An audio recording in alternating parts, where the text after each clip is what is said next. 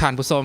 ตลาดน้ำดอนหวายก่อทั่วแมนเป็นอีกหนึ่งตลาดที่มหาวิทยาลัยราชมงคลรัตนโกสินทร์ได้นำพาบรรดานักเรียนอาเซียนได้มาท่องเที่ยวเพื่อที่จะให้หู้ถึงวิถีชีวิตการดำรงชีวิตของบรรดาพ่อค้าเช้าขายอยู่ที่ตามท้องตลาดแห่งนี้ตลาดน้ำดอนหวายถือเป็นอีกหนึ่งตลาดที่ตั้งอยู่ในเมืองสามพรานภายในตลาดแห่งนี้จะมีอาหารและขนมจำหน่ายอย่างหลวงหลายจนเห็นให้ตลาดดังกล่าวเบิ่งคืออัดแน่นไปด้วยผู้คนที่มาจับจ่ายซื้อขายสินค้า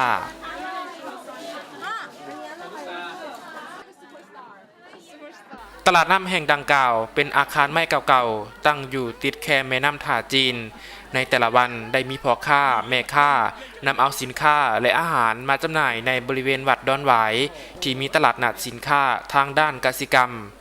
ปัจจุบันนี้ก็มีนักท่องเที่ยวทางภายในและต่างประเทศเข้ามาเที่ยวชมซื้อสินค้าเป็นจำนวนหลวงหลาย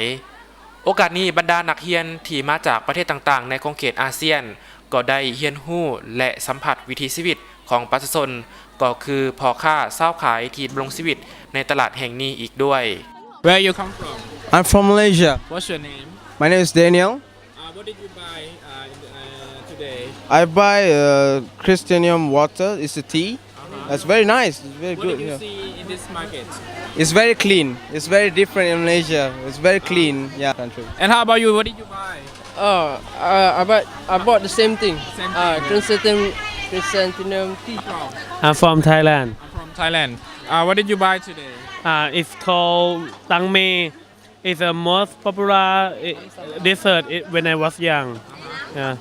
What's your name? My name is Yubs Where you come from? from the Philippines. Today. My Thai friend said that it's Nam Sam Long. ตลาดน้ำดอนหวายเป็นตลาดแบบดั้งเดิมถ้าหากท่านใดมีโอกาสไปเที่ยวนครปฐมบางกอกประเทศไทยก็จะได้สัมผัสด้วยตนเองว่ามีบรรยากาศที่มีความสวยงามส่ำใดท่านผู้ชมที่เคารพตลาดน้ำดอนหวายอยู่ที่แขวงนครปฐมก่อทั่วแม่นเป็นอีกหนึ่งตลาดที่ว่ามีความเก่าแก่พอสมควรสนานหากว่าไผที่ว่าได้มีโอกาสได้เดินทางเข้ามาเยี่ยมยามบางกอกประเทศไทยก็อย่าลืมมาแวะแขวงนคร